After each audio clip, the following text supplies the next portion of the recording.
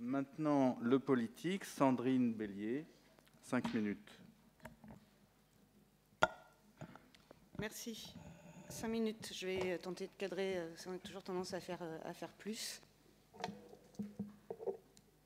L'encadrement de la biologie de synthèse, juste pour information, le dernier sommet de la Convention biodiversité à Hyderabad, la communauté internationale a réaffirmé le moratoire sur toute mise en application de la biologie de synthèse. Donc on est aujourd'hui, c'est encadré, mais on est surtout dans la situation de l'application de la prudence et du principe de précaution. Pour en venir à la question et au sujet,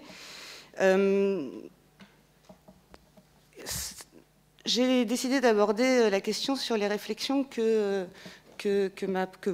suscité le fameux titre de cette table ronde, quelle bioéconomie pour sortir du tout pétrole, et voir ce que ça m'évoquait, et aujourd'hui en termes de réponse politique. Pierre Johnson a repris la définition, notamment de l'OCDE et de l'Union européenne. Mais la première question, qui est celle que je pense que doit se poser un responsable politique, c'est une situation de fait, un rapport de force à un moment T.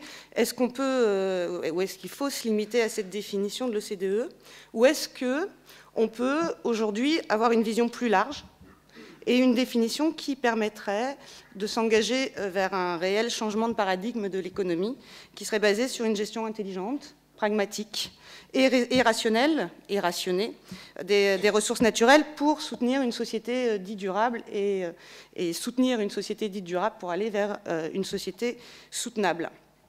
Alors à cette question, je crois que le politique, selon moi, peut apporter un certain nombre d'éléments de réponse, en faisant vivre d'une part le débat, qui a déjà lieu aujourd'hui, et puis en fixant un cap, en définissant de nouvelles règles, pour peu qu'il ait une vision politique.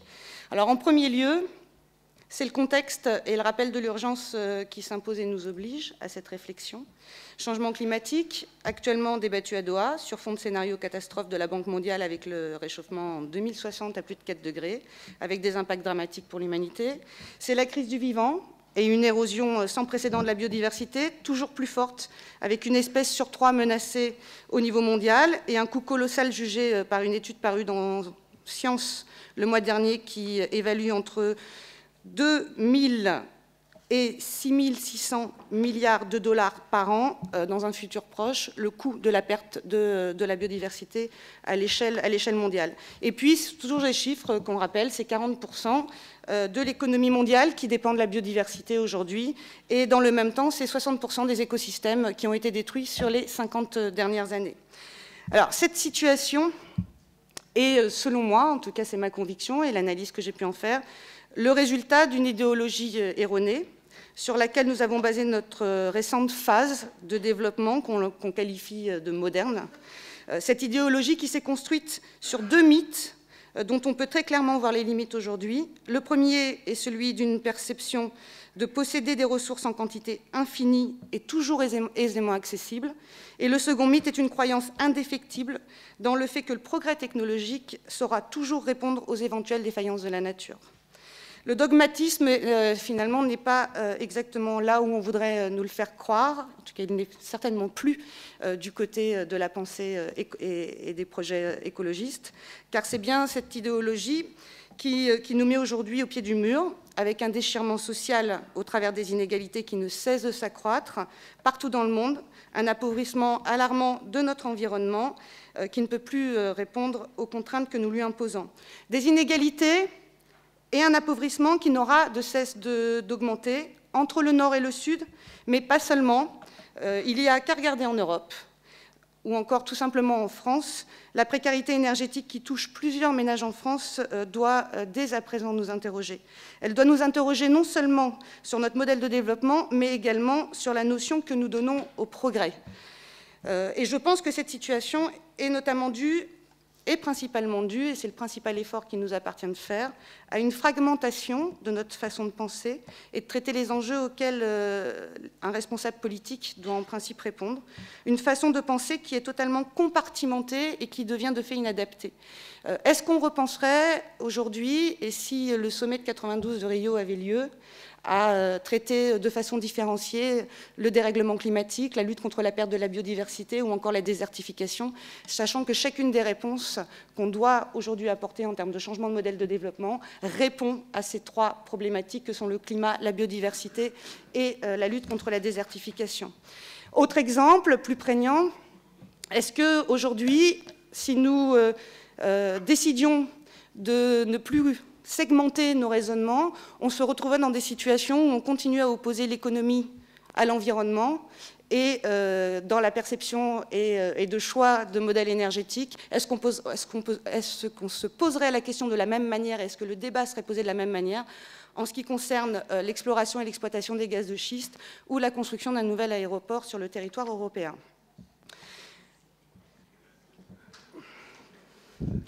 Alors c'est la première mission que je me suis donnée quand je suis arrivée au Parlement européen en tant que spécialiste de la biodiversité. On m'appelle Madame Biodiversité au Parlement européen. Ça a été de désegmenter, de sortir la biodiversité de la commission environnement pour l'inviter en commission développement pour qu'on s'interroge sur les rapports nord-sud, sur la question de l'évaluation de la richesse, qu'elle s'invite en commission agriculture pour qu'on engage le verdissement de la politique agricole commune et qu'on envisage la biodiversité non pas seulement en faisant des petites haies ou en préservant des espaces sur le bord de l'eau, mais en envisageant aussi qu'il y avait un enjeu relié à la question qui a été évoquée tout à l'heure des organismes génétiquement modifiés qui menacent directement la diversité biologique des plantes cultivées, et c'est exactement les mêmes enjeux, le même débat, de l'inviter en commission pêche au moment de la révision de la politique commune de la pêche et de voir comment on réglemente notre activité dans ce domaine et dans le domaine économique.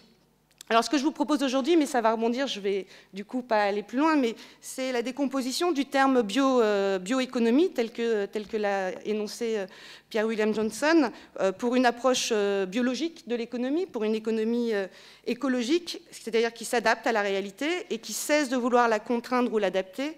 Une économie qui rompt avec l'idée du toujours plus pour entrer dans l'ère des économies d'énergie, des économies d'usage des sols et des ressources naturelles. Une approche qui vise à économiser, cesser les gaspillages de notre capital naturel, qui vise à épargner notre environnement pour un investissement pour notre avenir. Cette nouvelle vision de l'économie, parce que je pense que ne concevoir la bioéconomie que comme une adaptation visant à produire toujours plus nous enferme dans une vision qui est dépassée et qui ne saurait constituer en aucun cas une solution et une réponse adaptée. Ça amène, et sur les outils, et je vais les énoncer assez rapidement. Je vais le faire. Ça nous amène, et le débat est lancé, sur la révision des indicateurs du produit intérieur brut, pour penser et envisager notamment la biodiversité comme un indicateur de richesse et de bien-être de nos sociétés. De refuser le droit de propriété pour un droit d'usage au bénéfice de tous, ça a été évoqué, ça nous impose aussi de redéfinir la notion de bien commun à un certain nombre d'éléments qui constituent la base de nos sociétés. Ce sont de nouvelles règles et de nouvelles pratiques qui sont nécessaires pour garantir un avenir à court terme. Ça suppose de revoir la fiscalité pour un transfert de fiscalité et pas seulement une fiscalité environnementale, écologique, additionnelle. Ça suppose encore des instruments juridiques, le protocole de Nagoya, le partage, l'accès et le partage des avantages rendus par la nature.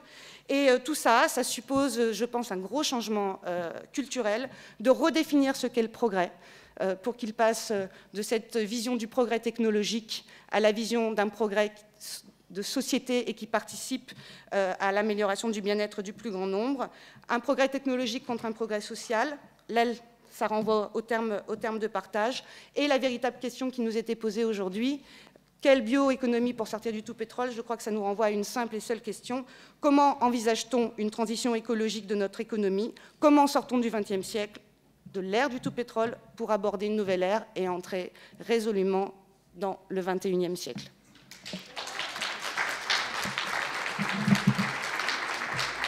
Merci. Merci Sandrine Bélier. Je crois que c'était clair. Il y a une idée que je retiens aussi et qui, vous avez évoqué une démarche rationnelle, mais aussi rationnée. Et je pense que ce mot rationné pourrait irriguer un peu nos discussions aussi, parce que c'est ça, sans doute, qui se pose dans l'approche actuelle.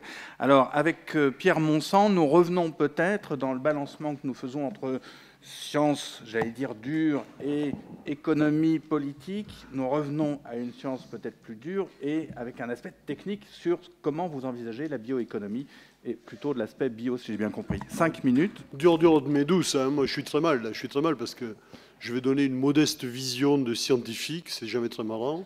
Je n'ai pas préparé de discours, désolé. Donc je vais essayer de vous donner ma vision de la bioéconomie. Moi, les défis que j'essaye bien modestement dans mon laboratoire de relever, c'est d'abord créer des emplois. Créer des emplois concrètement, à la fois dans le laboratoire, dans les entreprises avec lesquelles je travaille et dans les entreprises que je crée, parce que ça m'arrive.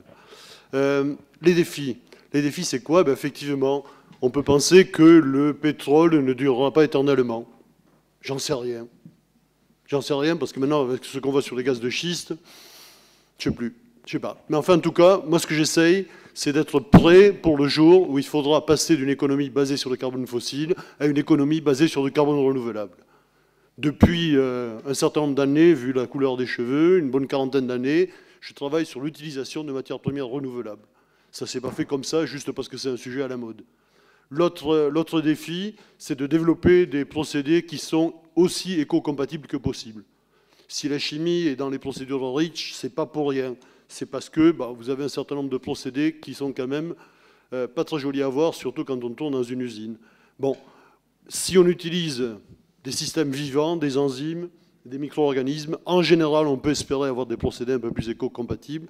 Et ce que je vois de plus important dans cette biologie de synthèse, moi, c'est que les micro-organismes ou les enzymes, généralement, le plus souvent, utilisent du carbone renouvelable. Du carbone renouvelable, c'est-à-dire des sucres, des glucides, des lipides, du glycérol, voilà, de la matière première qui a une origine agricole.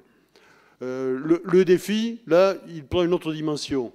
Je crois que si on veut garder des agriculteurs dans les champs, surtout dans des régions qui ne sont pas la Beauce ou la Champagne-Ardenne, enfin, etc., moi, je viens du sud-ouest, je viens de Toulouse. Eh bien, pour garder les gens dans les champs, il va falloir donner des produits à cultiver, ou alors il va falloir les aider à co-valoriser les produits qu'ils obtiennent dans leurs champs. Co-valoriser, ça veut dire quoi? Ben, ça veut dire que si on veut éviter justement un débat sur la compétition alimentaire, non alimentaire, dont on peut rediscuter aussi, si on veut éviter ce débat, il faut utiliser non pas les matières premières à usage alimentaire, mais les coproduits. Donc, au lieu d'utiliser le maïs, on va utiliser les rafles. Au lieu d'utiliser le blé, on va utiliser la paille, le son, etc. Et il y a tout ce qui est autour de la forêt, de l'entretien des forêts, qui constitue un gisement non négligeable. Et ça, je pense que ce sera bien traité par l'un des participants de la table ronde. Voilà. Alors, pour ces transformations, qu'est-ce qu'il faut? Eh bien, il faut des outils. Parce que le biologique, il n'a pas encore la maturité de la chimie. Il n'en est pas au même point parce qu'il a démarré plus tard. Donc il faut construire des outils, il faut construire des enzymes, il faut construire des micro-organismes pour développer des procédés efficaces. Sinon, ça ne tient pas la route, sinon, on peut oublier, on peut faire des belles publications, ça permet de faire des carrières de chercheurs, mais ça ne va pas plus loin et ce n'est pas comme ça qu'on développe une bioéconomie. Donc ces outils, eh bien, moi je ne sais pas s'il y a une fracture dans la biologie de synthèse. Par certains aspects, oui. Oui, il y a une fracture parce qu'aujourd'hui, moi, je peux faire dans mon laboratoire ce que je rêvais de faire il y a 5 ans ou 10 ans et que je ne pouvais absolument pas faire. Bon, aujourd'hui, je peux le faire. Je vous donne un exemple. Aujourd'hui, à partir d'une enzyme, une enzyme, ce sont les catalyseurs que vous avez dans votre corps qui catalysent toutes les réactions de votre métabolisme. Donc, vous êtes bourré d'enzymes, hein, de micro-organismes aussi, d'ailleurs. On l'a dit ce matin. Bon, bien, aujourd'hui, à partir d'une enzyme, moi, je suis capable de créer une autre activité qui n'existait pas dans la nature. Grâce à des outils d'informatique, à des outils de biologie moléculaire, à des outils de criblage à haut débit, mais j'arrive à créer des réactions qui n'existaient pas. Et ça, c'est fabuleux. Alors, ce n'est pas juste une gaminerie, hein, ce n'est pas juste pour se faire plaisir. Ces réactions, on peut les mettre dans une cellule, dans un micro-organisme, et on peut comme ça créer des nouvelles voies métaboliques. Voilà. Bon, alors, à partir de là, il y a tout un champ qui s'ouvre, et ce champ, c'est le projet que j'ai construit grâce aux investissements d'avenir. C'est un champ qui est à l'interface entre la recherche publique et le domaine socio-économique. Aujourd'hui, ça c'est une autre dimension, mais enfin moi elle me tient à cœur. Aujourd'hui, la recherche publique, dans 80 ou 90% des cas, elle est valorisée quand elle vaut rien. C'est-à-dire quand on a déposé un brevet, ça vaut pas grand-chose. Et on n'est pas capable dans le secteur public de donner de la valeur, c'est-à-dire de faire les travaux préliminaires qui permettent de montrer que ça vaut quelque chose et de le vendre beaucoup plus cher et de financer comme ça la recherche publique. Voilà. Donc ça, c'est l'autre objectif. Merci.